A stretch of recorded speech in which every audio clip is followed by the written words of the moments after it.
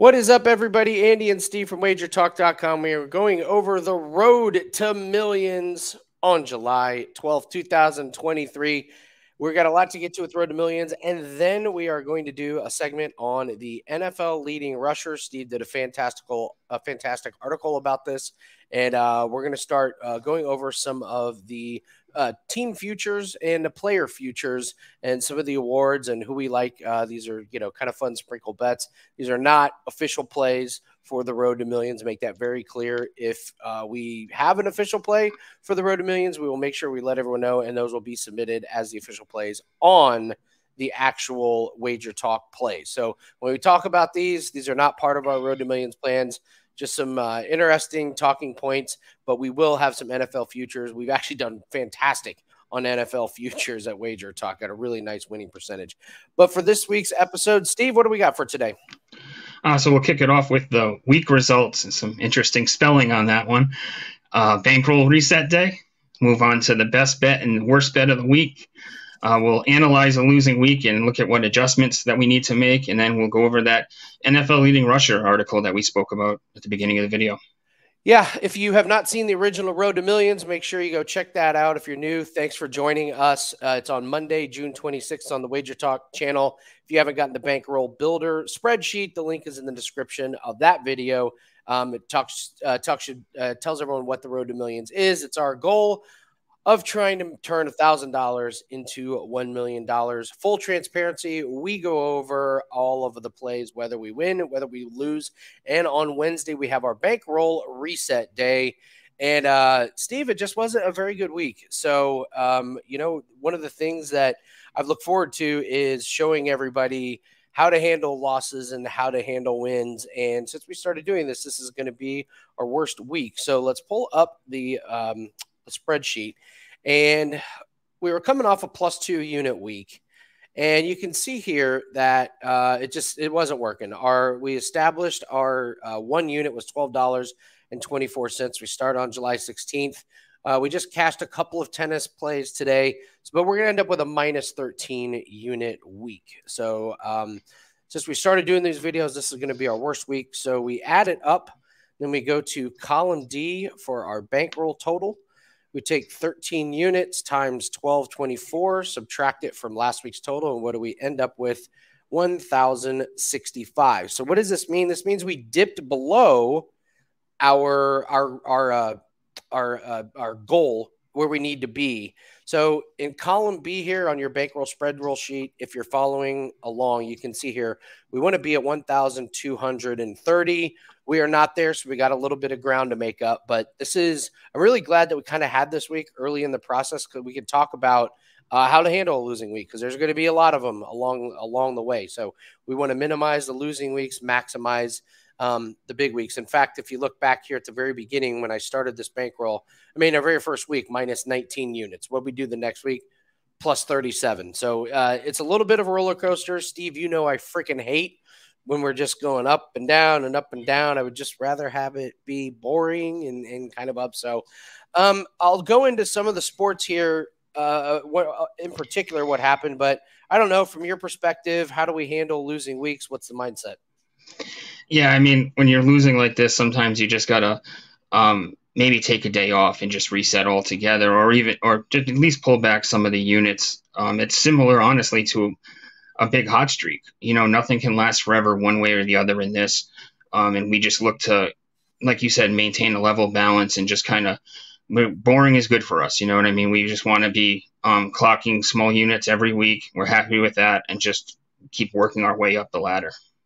Yeah, so I wanted to pull up this, and so whenever we have a losing week, I want to go back and see what exactly happened. What was it? Well, it's pretty easy to look for us. Golf 0-2. I said a terrible golf week. However, I only put the plays in at 2% each. It was a bad field. I didn't feel 100% confident with this tournament. Hindsight being 2020, obviously, but we went 0-2. I missed both of them. To be honest, they weren't very close. They weren't even, I don't think I was ever winning them. So golf went 0-2, and UFC continues to be the bane of my existence. We're 1-3 in UFC, and I'll go over what adjustments we're going to make. So honestly, you couple that, you have two bad sports, and then I was telling Steve we had a 2% play in Formula One that was winning until a few laps before the race when a guy was winning his head-to-head matchup. Another driver goes off the course, comes flying back on, runs into him, and breaks his suspension. Like handicapped, perfect. We didn't get there. Corbin had a 2% tennis play, was minus 8,000 live bet to win. And then the guy didn't win a game the rest of the set, and we lost. So those don't sound like much, but a 2% that is looks like a win that turns into a loss. And then you have another 2% play that turns into a loss. That's an 8-unit swing. And you have 2 8-unit swings. Golf was bad. UFC was bad. And that's how you end up with a minus 13 units. So amazing how those little plays add up, isn't it? Yeah, it really is. And I mean, when you look at it, it could have even been bigger than an 8-unit swing because you plus or negative money. I know you mentioned that, UFC being the bane of your existence, but I mean, you just look at it and there's been points where we've been cold in other sports where UFC has really carried us. So I'm confident that will turn the corner on that one as well. Yeah. So adjustments. What do the losses have in common? Was it a bad run or bad handicapping? Are we following our rules? So, I think what do the losses have in common? Golf. It was a tournament I probably shouldn't got involved with. I did lower the percentage, but that should have told me something. If I'm lowering the percentage, probably should have told me I didn't feel great about that. So that's something I got to keep in mind a little bit better. UFC. We've already made adjustments in UFC. Unfortunately, one of the big plays that we had put in like 2 months ago. And of course, it gets blown up the week of, it was a parlay. One of the fighters drops out. The other guy that we had bet on misses weight, and you just knew what was coming. So we were just stuck with that. I had a long talk with Nathan about what we're doing wrong in our UFC plays. We've kind of gotten away from some of the strategies that have really worked for us over the years. So we have one UFC play that is out for clients right now. I'll put that up for only $9. It's a 3% play. We love it. It's a very strange card this week. It's a lot of fighters that are not very mainstream. Casual fans aren't going to know many of these fighters. Nathan and I love cards like this because we can find edges that the books maybe you're not aware of. So I feel like we've made the adjustments with UFC. I feel better moving forward. Golf, I love this tournament. It's the Scottish Open. There's a lot of big names. I look back at what tournaments have done well for me this year, and it's the elevated events with the big tournaments. So I feel okay with what's going to happen over the next week or so. Stevie did a good job saying, we kind of lower the volume. Well, it kind of naturally happened. No baseball this week, just not a whole lot going on. So it was a very natural time to take away. And I want to emphasize this. When you're on kind of one of these losing streaks, I really don't want to force anything. I know we have the All-Star game and the Home Run Derby, and I know Summer League is out there, but we had a bad week, and I just don't want to put any plays in on those. Even if I might like a play in Summer League or anything, it's time to take a few days off and just reset and just know when you're on one of those losing streaks, take a few days off, and we should be good. So I did want to do this. It's good to look back every once in a while and make sure we're following the rules that we set for ourselves. So I want to make sure that our losses didn't fall into any of these categories. So number one goal, 3% per week. Obviously, we're following that. 2, don't chase losses. We didn't do that, Steve. And I'm really proud that we did not just force a bunch of things in there, because a minus 13 unit week can turn into a minus 25 unit week real quick. No drunk betting. Of course, we didn't. If you see a play that comes out at 4 or 5 a.m., that's Corbin because he lives in England. It's not us. It's not us. Trust me. So, although if you see one come out at 2:30 or 3, it could be me. Yeah, there we go. That's true. You see a baseball every so often. Steve's just beating the line. That's yeah.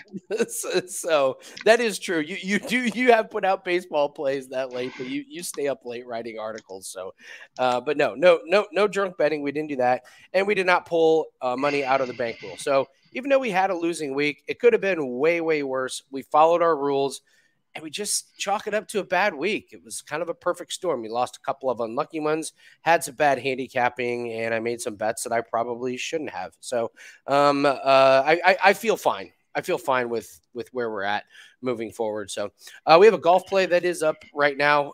Definitely lock that in. Definitely lock in the UFC play. Those are the only plays that we have up right now. So let's see. What else were we going to go over here? I don't know, Steve. Anything else that you want to take a look at? We had a fantastic MLB run. We lost 2 on Sunday, but what a great week of MLB plays. I feel like the All-Star break kind of came at a bad time for us. Yeah, I agree. I mean, I like what you said about the home run derby and the All-Star game coming at the right time, because I had leans last night and stuff like that, but there was nothing that I could get there with, especially after going 0-2 the day before. It was our first 0-2 day in quite a while. We went 9-4 on the week, a little over 9 units, I believe, in the MLB. So we were really happy with our result, even in face of that brutal 0-2 Sunday where we lost one game 1-0 on the run line. Complete game out of Webb goes to the wayside, unfortunately. Yeah. So, well, let's get to it. We always want to take a look back and have a little fun with what was our best bet and what was our worst bet. I will start. That was terrible. Horrendous. I'm offended. I'm appalled. So what are we going to do? Well, we're going to get mad at Nico Price. Nico Price over Robbie Lawler in UFC. Robbie Lawler is retiring. The retirement angle in UFC is there's only been two guys that have retired in their last fight and won. Robbie Lawler was the second one. The other one was Chris Lytle way back when. Nico Price lasted all of 30 seconds against an old, aging, done with his career Robbie Lawler. Takes a couple of shots. I will just say that a lot of people that had a bet on that were screaming that looked fake a little bit. There is a video floating around where if you're a lip reader, Nico Price after the fight says something about "I did it for you," or like "I would only do that for you," or something. Let's just say Nico Price getting KO'd by Robbie Lawler within 30 seconds of the fight was by far the worst bet of the week.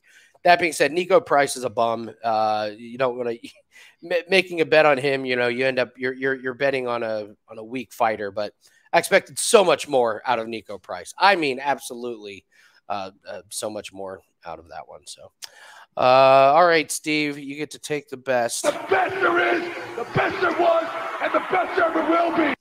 What do you got for the best bet of the week?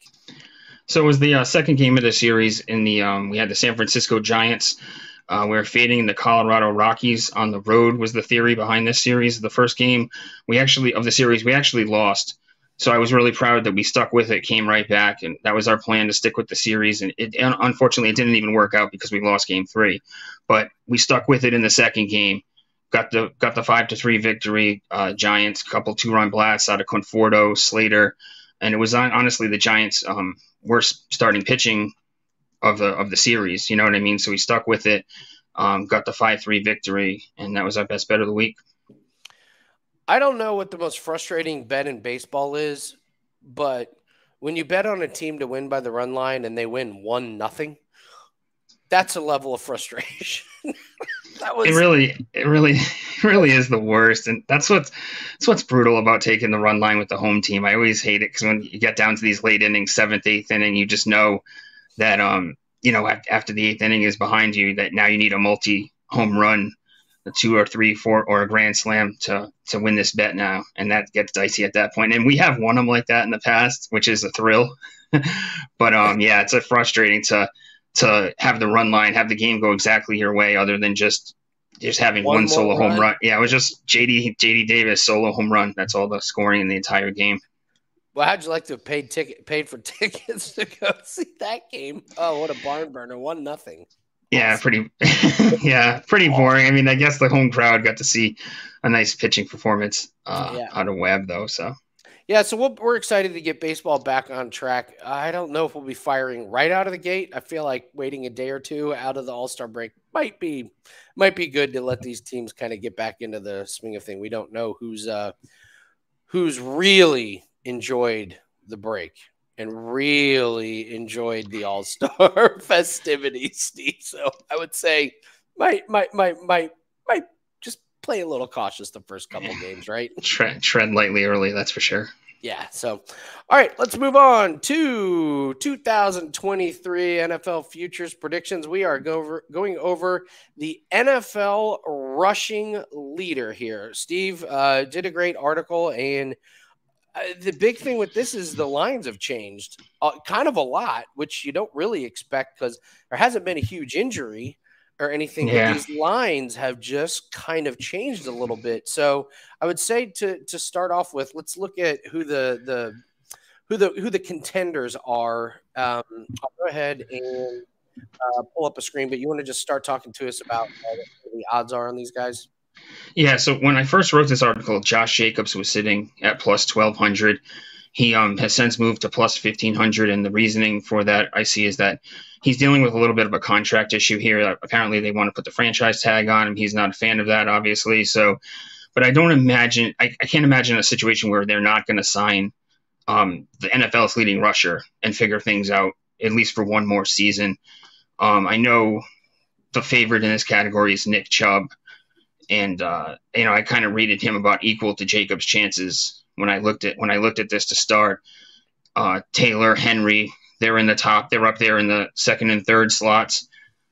Taylor, I shied away from just because of injury concerns. He had an ankle injury last season, still dealing with that.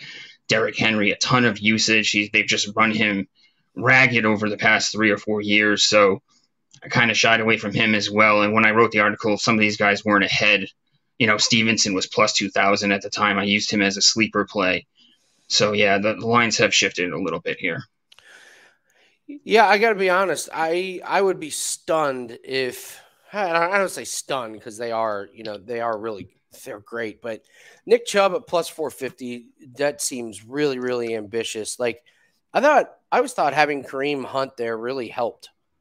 I think that I know when you own Nick Chubb in fantasy, like I had Nick Chubb in fantasy, every time Kareem Hunt would go on the field, you'd be like, but then Nick Chubb would be fresh at the end of the game to grind out the clock and get some of those big runs. And I just wonder, like at some point is the wear and tear going to be too much on Nick Chubb? And I didn't like the Browns offense once Deshaun Watson got there. I'm not convinced that they're just going to really, really, all of a sudden be amazing. And if Deshaun Watson stinks again, this is a real easy offense to defend. It's just, stuff the run with Nick Chubb. So I worry about that. Jonathan Taylor, me being from Indianapolis, there's no shot I would take Jonathan Taylor. He's got a running quarterback. I think the passing game is going to be awful. I think it's going to be awful. We don't have great wide receivers anyways. We have a rookie quarterback whose weakness in college was accuracy. That's a problem. So I think this passing attack is going to be pretty easy. And we have an offensive line that got banged up last year. We don't have very much depth. I don't like Jonathan Taylor here. Derrick Henry did a great job of talking about just the wear and tear on him. Bijan Robinson, I think he's good, but, don't forget Tyler Algier is still there. They have a quarterback that scares absolutely nobody. I think this is a tough one to try and get a rookie here. I think the most ridiculous odds on the board are Ramondre Stevenson at plus 1,500. You're the New England guy. Come on, Steve. Yeah, like I said, so I looked at him I used him as a sleeper, and just the thinking was that, he's going to be the sole back in New England. He's going to be the guy. We're talking his backups are Montgomery and Strong and, James Robinson coming back from an injury. He had 600 plus yards in his first season, shot that up to a little over 1,000 last year. But the problem with him is, like Chubb, defenses are going to be able to key in on him no problem. He's obviously, you could look at it. One part of it is that Stevenson's going to be utilized to take some of the pressure off the young quarterback, but also the defenses will be able to key in on him just like they will be able to key in on Chubb if Watson isn't able to expose them with the passing game. I actually think that the best bets are here in this 15 to 1 and 16 to 1 range, because I got to tell you, this falls off a cliff. Like Breece Hall, he's not going to be the leading rusher in the league. Alexander Madison, that guy didn't even average 4 yards a carry. Kenneth Walker, I don't even know if Kenneth Walker's going to hold on to that job for the entire year. It's probably going to be a split. Excuse me. Miles Sanders is interesting. It's because he's the only guy there in town that I think is going to be running between the tackles. Justin Fields cracks me up. That's a hilarious one. Najee Harris, no way. I'd like to bring your attention here to the Saquon Barkley and Tony Pollard. Those two really have my attention. Right now, they don't have any competition in the backfield for them. Pollard, I like that Pollard is this is his first crack at having the full-time role, so we don't know too much about him. But that being said, he doesn't have years and years of tons of carries under his belt. So I think him and Saquon are kind of interesting to me. In the same division, I'd lean Pollard just because I think he's on a little bit better offense, and the offensive line, when healthy, is really good. So I don't know. I'm looking Saquon Barkley and Pollard as two pretty interesting value bets. Any one of those jump out at you? Yeah, 100%. I think that you are right that this $1,500 range is kind of the sweet spot here. I'm still sticking with Jacobs as my favorite play, but a lot of what I like about Jacobs is what you mentioned about Barkley and Pollard being the main guy. That's a lot of what you need to look at here. And, Barkley looked great last year. So I kind of would lean his way slightly over Pollard, just on a talent level. That's all. All right. I scroll down. I cannot find any of these guys that would even remotely jump out to me. I guess the kind of interesting one might be Lamar Jackson at plus 5,500. Who knows? Yeah. Who knows? But they got their running backs healthy. I just can't find any value once you get past this. And as we know, injuries always a part. So I think we're saying Josh Jacobs right now is probably the best value. Is that right? Yeah, there's a lot to like about him this season. He's going to be the number one back for sure, clear cut. They have Zamir White, who's a 4th-round pick. Abdullah is more of like a change of pace back. And, with Garoppolo coming off the injury, and he also just thrives in a run-heavy offense. So I pictured them utilizing Jacobs. He was the leading rusher in the league last year for the first time in his career, but he's been top 10 3 out of the past 4 seasons. And they did a lot to improve their offensive line. Going into last year, they brought in a Patriots old offensive line coach, Carmen Brasillo, and he really took them to the next level on the offensive line last year. It was a lot of what got Jacobs over the hump to lead the league in rushing last season. Yeah, I don't know. It's tough to lead the NFL 2 seasons in a row, which is why this is not an official bet. This is a lot more for fun, and all of our official bets and futures will be up at WagerTalk.com. So nice job in that article, Steve. I thought it was really good reading. I enjoyed it. It's hard to talk you off of Jacobs. If I had to pick anybody else besides Josh Jacobs, dart throw at Tony Pollard, I guess, for that. Yeah, I could see the same with Pollard or Barkley. Like you said, I think those $1,500 backs are the sweet spot, though. Yeah. So, all right. Oh, you know what? Do we have time for a question? I think we did have time. Okay, I think we did have time for a question here. So, let me pull it up here real quick. Yes, here it is. This is about baseball and how to bet on series. And there's some math that goes into this one. So I want to get this one right. So Kenneth, love you, Ken. I know you. Says, I have seen a few cappers introducing a betting system in which you bet on a team in a series until they win. Example would be placing a bet on the Guardians. If they lose, bet double to win your money back the next game. If they lose again, bet triple the third game. This seems risky. However, it may make sense for favorites. All right, so this is the basic martingale system. This is an old system that's been around. The theory started, I believe it started with roulette. You bet 1 chip on like red. If it loses, you bet 2 chips. If it loses again, you bet 4 chips. You bet 8 chips. the thinking is, well, no way it'll go on like a massive streak.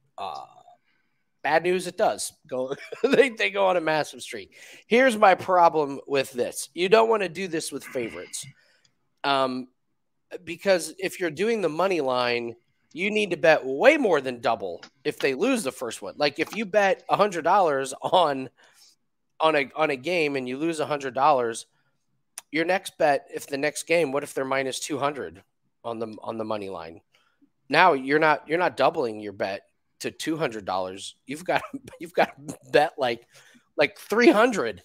And then if that loses, now you're down $400, and the next game they may be 200, and now you got to bet like $800 or $900. So my problem with this system is you cannot do it with favorites because it actually doesn't fit the martingale system. The odds in order for the martingale system to be effective have to be almost even, and you're not going to get that. I certainly wouldn't do it on the run line in a series. I wouldn't be doubling bets on the run line because, as we've seen, a team can win a series 2-1, but then go 0-3 on the run line. So I wouldn't do that. If anything, if you said you have to do this, I would do it with an underdog. I would try it in a 3-game series with a close series and just try and do it with the underdog. But the most simple answer for me is no way in a million years would I ever implement the strategy for a baseball series. Steve? I completely agree. I'm in lockstep with everything you said there. I mean, this is something that I'm not a fan of whatsoever, and I won't do at all because I've done it years ago in the past, and it's failed miserably. So I know from experience that this doesn't work. So you don't even have to try it yourselves. You use the roulette example, and this is exactly where, I mean, it's where almost any, it's where you would go to think of it's the exact same scenario. You say, red can't come up 12 times in a row, but you walk by the wheel and you see pictures of it online, and you walk by and you see a string of 20 in a row. It's just, what happened in the prior spin or the prior bet has no bearing. Sometimes with sports, you can make some sort of bearing in a game prior or whatnot, but this just doesn't work out. There's a reason why. If it's too easy, then they've already thought of this.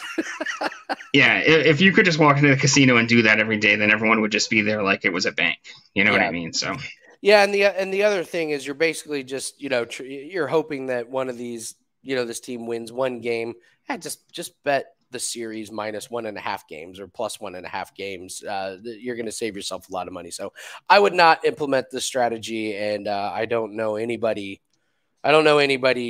that does this for a living that would implement that strategy, not in a baseball series. So, Ken, thank you very much for the question. And if you guys have any other questions, please leave them in the comment section below. We love answering questions on that. I don't know if we're going to have any other plays outside of tennis the next couple days. The golf play starts on Thursday. And if you've gotten our tennis 5% play, it's everyone knows what it is. It's Djokovic to win Wimbledon. He's 2 wins away. We will be putting out some notes about if you want to hedge. We'll tell you what our betting strategy is because we're sitting on a beautiful 5% play that was like minus 135, and now he's going to be minus 235 to win. He's going to be favored in the next couple games, but they're going to be tough. So we'll address like, hey, is there a way to hedge? Maybe we put 1% on the next guy to win if he's like plus 300. That way, if there's an upset, we kind of deal with our losses by paring it down. So we'll be in constant contact. Don't forget to follow us on Twitter. I'm at Bump Sports. Follow Steve at Steve's Book 22. Good luck. New week starts today, so we're excited to get back to our winning ways and all the plays we found at WagerTalk.com. Thanks and good luck. Thanks, guys.